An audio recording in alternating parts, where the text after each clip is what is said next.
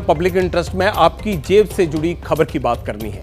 यह खबर 30 करोड़ से ज्यादा लोगों से सीधे तौर पर जुड़ी हुई है, जो देश की सबसे बड़ी फिनटेक कंपनी पेटीएम के ग्राहकों की है, यानी उनको लेकर इस्तेमाल करने वाली सेवाओं को लेकर है। आपके फोन में भी शायद पेटीएम ऐप होगा जिससे आप ऑनलाइन पेमेंट करते होंगे। उसी पेटीएम की बैंकिंग सर्विसेज PPBL यानी पेमेंट पेटीएम बैंकिंग लिमिटेड की सेवाओं पर रिजर्व बैंक ने पाबंदी लगा दी है। गौर से सुन लीजिए, रिजर्व बैंक ने पाबंदी लगा दी है बैंकिंग सेवाओं पर। रिजर्व बैंक के इस फैसले का किसी न किसी तरह से पेटीएम के ग्राहकों पर भी असर पड़ेगा। RBI के फैसले के बाद पेटीएम बैंक अपने ग्राहकों को बैंकिंग से जुड़ी सुविधाएं मुहैया नहीं करा पाएंगे। PPBL की सेवाओं पर लगी पाबंदी के बाद 1 मार्च से यानी ठीक 1 महीने बाद पेटीएम बैंक की सेवाएं काम में नहीं होंगी। रिजर्व बैंक को यह सख्त कदम इसलिए उठाना पड़ा क्योंकि पेटीएम पेमेंट बैंकिंग लिमिट के ऑडिट में RBI को यह खामियां मिली थी।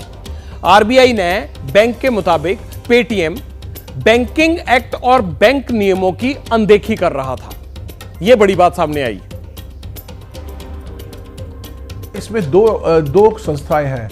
एक पेटीएम पेमेंट बैंक पे रेस्ट्रिक्शन है, OCL जो है 197 कम्युनिकेशन है, उस पर कोई रिस्ट्रिक्शन नहीं है। वो अपना काम पहले की तरह कर सकती है। फिनटेक फाइनेंशियल सर्विसेज जो वो देते थे, वैलेट सर्विस जिसे कहते हैं ना, पेटीएम पेमेंट बैंक में इफेक्ट पड़ेगा। उनको कंप्लायंस करनी पड़ेगी, RBI को सबमिट करना पड़ेगा। नोटबंदी और कोविड संकट के दौरान देश में पेमेंट का तरीका तेजी से बदला था। लोगों ने डिजिटल प्लेटफॉर्म का इस्तेमाल करना शुरू किया। इससे सबसे ज्यादा पेटीएम का कारोबार बढ़ा। ग्राहकों की संख्या में भी जबरदस्त इजाफा हुआ, तो पेटीएम ने पेमेंट बैंकिंग के क्षेत्र में पांव और फैला दिए। अब पेटीएम बैंकिंग पर रिजर्व बैंक की सख्ती के बाद जाहिर है कि असर सीधे उन लोगों पर भी पड़ेगा जो किसी न किसी तरह से पेटीएम की सर्विस से जुड़े हुए हैं। पेटीएम बैंकिंग पर पाबंदी के बाद पेटीएम इस्तेमाल करने वालों के मन में कई सवाल उठ रहे होंगे। उन तमाम सवालों के जवाब हम आपको देते हैं। सवाल यह है कि पेटीएम बैंकिंग पर RBI की पाबंदी के बाद होगा क्या? अब ध्यान से सुनते जाइएगा। जवाब इसका यह है, अब कंपनी पेटीएम बैंक में नए ग्राहक नहीं जोड़ पाएगी। दूसरा सवाल यह है कि क्या पेटीएम बैंक खाते में जमा पैसे हो पाएंगे दोबारा आगे से जमा करवाने हो तो? इसका जवाब है नहीं। 29 फरवरी के बाद पेटीएम बैंक खातों में पैसे जमा नहीं हो पाएंगे।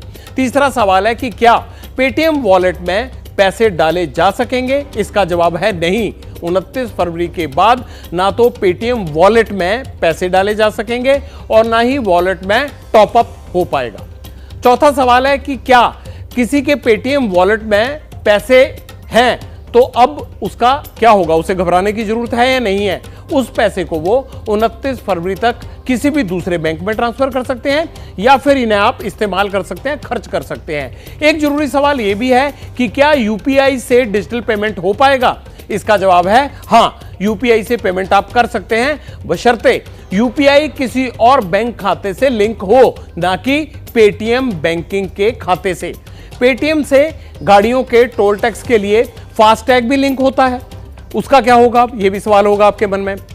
फास्टैग पेटीएम वॉलेट के अकाउंट से लिंक है तो 29 फरवरी के बाद वो काम नहीं करेगा और ना ही उसमें टॉपअप होगा। ये मोटा मोटी बातें हैं।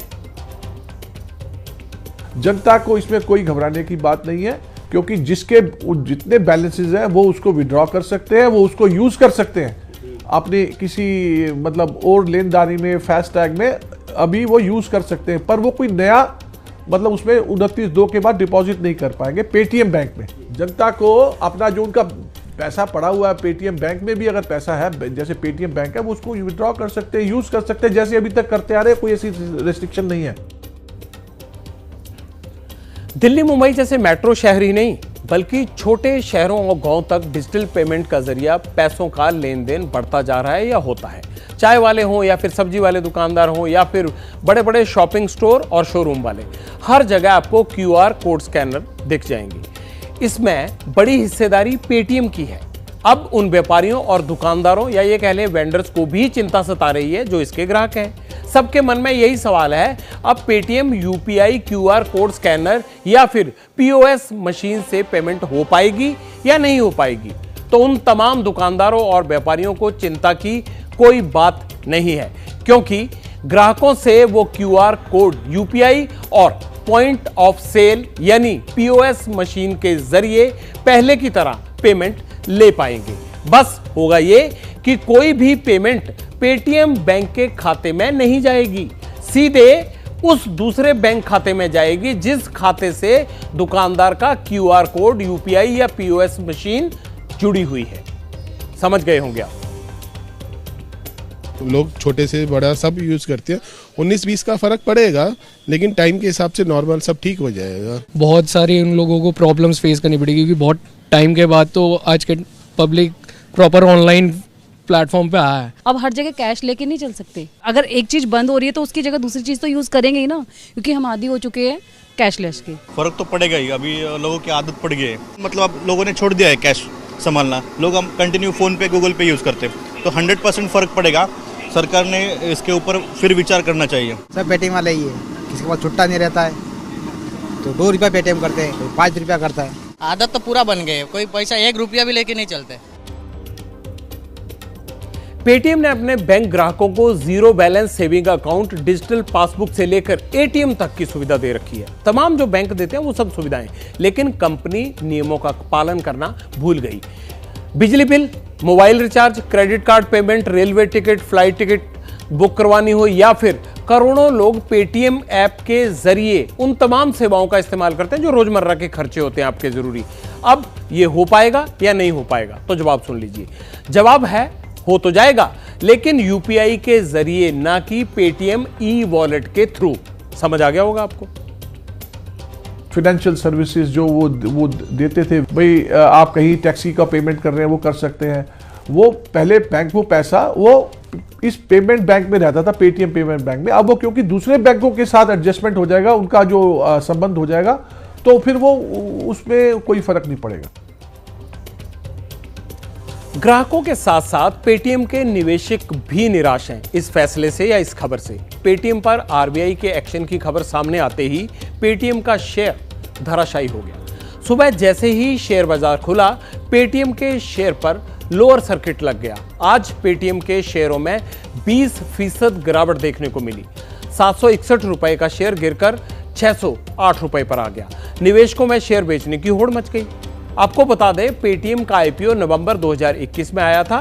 तब कंपनी ने प्राइस बैंड 2080 रुपए से लेकर 2150 रुपए तय किया था। शेयर 1955 रुपए लिस्ट हुआ था। लिस्टिंग के दिन ही पेटीएम का शेयर 27% लुढ़क गया था। ये ओवर वैल्यूड था, इसलिए ये हुआ। एक्सपर्ट का मानना है, क्या कहते हैं एक्सपर्ट, पेटीएम को आरबीआई के फैसले के बाद करीब 500 करोड़ रुपए का नुकसान हो सकता है। स्टॉक प्राइस में भारी गिरावट देखी गई है। इसके शेयर की कीमत कल से 20% कम होकर आज 609 रुपए और 6 महीने पहले तकरीबन 950 रुपए प्रति शेयर के उच्चतम स्तर से कम हो गई है। यह निश्चित रूप से एक नेगेटिव डेवलपमेंट है और डिजिटल भुगतान प्रणाली में उपयोगकर्ताओं के विश्वास को नकारात्मक रूप से असर करेगा। वैसे पेटीएम पर एक्शन कोई पहली बार नहीं हुआ है। साल 2017 में पेटीएम बैंक की शुरुआत से ही कंपनी पर संकट के बादल मंडरा रहे थे। साल 2018 में पेटीएम पर केवाईसी को लेकर एक्शन हुआ था। केवाईसी नियमों के उल्लंघन का आरोप लगा था तब भी कंपनी पर। मार्च 2022 में आरबीआई ने पेटीएम पर नए बैंक अकाउंट खोलने पर भी रोक लगा दी थी। पेटीएम बैंक के 3 करोड़ से ज्यादा ग्राहक हैं बैंक के, लेकिन 30 करोड़ ग्राहक ऐसे हैं जो पेटीएम वॉलेट का इस्तेमाल करते हैं। पेटीएम के सभी ऑपरेशन को अगर हम मोटा मोटी मिला दें, जितने भी ऑपरेशन उनके अलग अलग सर्विसेज में चल रहे हैं, तो उनका रेवेन्यू कितना है? तकरीबन 7,990 करोड़ रुपए का रेवेन्यू है। साल 2023 में पेटीएम ने 35,000 करोड़ रुपए के लोन बांटे हैं। अंदाजा लगाइए।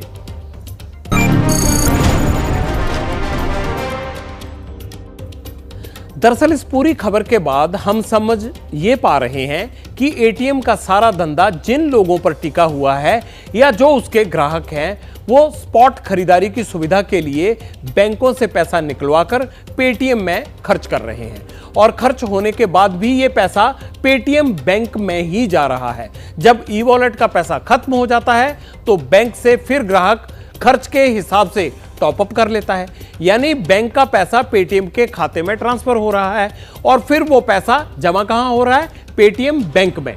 इसका मतलब यही हुआ कि जितने भी बड़े बैंकों के ग्राहक हैं, मान लीजिए हम आप सब लोग बैंकों के ग्राहक हैं, वो अपना पैसा खर्च करने के लिए पेटीएम की दुकानदारी चला रहे हैं, तो बैंकों का घाटा हुआ और पेटीएम का फायदा।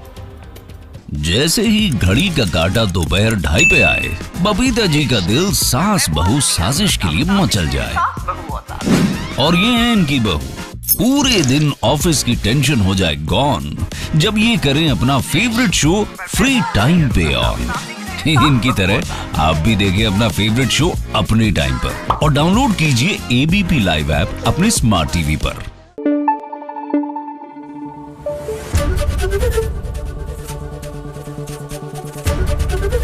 एबीपी न्यूज आपको रखे आगे।